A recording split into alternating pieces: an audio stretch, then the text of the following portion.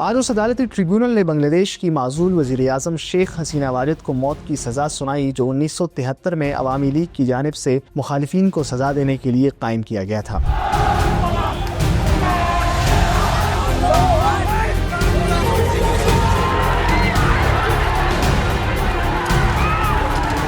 شیخ حسینہ پر گزشتہ سال طلبہ کی قیادت میں ہونے والے مظاہروں پر پرتشدد کریک ڈاؤن کے الزام میں انسانیت کے خلاف جرائم کا مقدمہ چلایا گیا۔ شیخ حسینہ کی غیر حاضری میں چلائے گئے اس مقدمے میں ٹریبیونل نے انہیں پچھلے سال کے مظاہروں کو دبانے کی کارروائی کا ماسٹر مائنڈ اور اصل منصوبہ ساز قرار دیا، جس میں تقریباً 1400 افراد ہلاک ہوئے تھے۔ اس کے علاوہ سابق وزیر داخلہ اسد الزماں کو بھی سزائے موت سنائی گئی، جبکہ پولیس چیف عبداللہ المامون کو 5 سال قید کی سزا دی گئی۔ 2024 کی اس بغاوت نے شیخ حسینہ کے 15 سالہ آمرانہ دور حکومت کا خاتمہ کیا، جسے اختلاف رائے دبانے یا غیر قانونی حراستوں اور قتل کے الزامات کے لیے یاد کیا جاتا ہے۔ 5 اگست 2024 کو وہ ہیلی کاپٹر کے ذریعے بھارت چلی گئی اور تب سے وہاں جلاوطن ہے۔ اس وقت طلبہ کی قیادت میں ہزاروں مظاہرین نے ان کی سرکاری رہائش گاہ کی طرف مارچ کیا تھا اور عمارتوں پر حملہ بھی کیا تھا۔ شروع میں مظاہرین کا مطالبہ سرکاری ملازمتوں کے کوٹے میں تبدیلی تھا، لیکن جب قانون نافذ کرنے والے اداروں نے حکومتی کارکنوں کی مدد سے نہتے مظاہرین پر فائرنگ کی اور سینکڑوں افراد مارے گئے تو طلبہ تحریک کو عوام کی بھرپور حمایت ملی اور یہ ایک عوامی تحریک میں بدل گئی۔ تقریباً 3 ہفتوں کے ان مظاہروں میں سیکیورٹی فورسز کے ہاتھوں 1400 سے زائد لوگ مارے گئے۔ 8 اگست 2024 کو 3 دن تک عوامی لیگ کے سیاستدانوں پر حملوں کے بعد ملک میں ایک نئی عبوری حکومت قائم کی گئی، جس کی قیادت 2006 میں نوبل